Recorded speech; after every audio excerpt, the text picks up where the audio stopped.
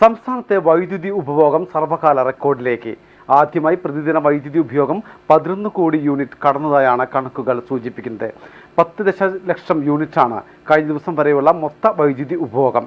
Peak ടൈമിലെ വൈദ്യുതി ആവശ്യകതയും സർവകാല റെക്കോർഡിലേക്ക് നീങ്ങിക്കഴിഞ്ഞു. Peak time ആവശ്യകത 5487 മെഗാവാട്ടായിരുന്നു. Sacred Heart School, Kottakkal, a center of excellence where we teach, model and encourage a love of learning, collaboration and compassion for others.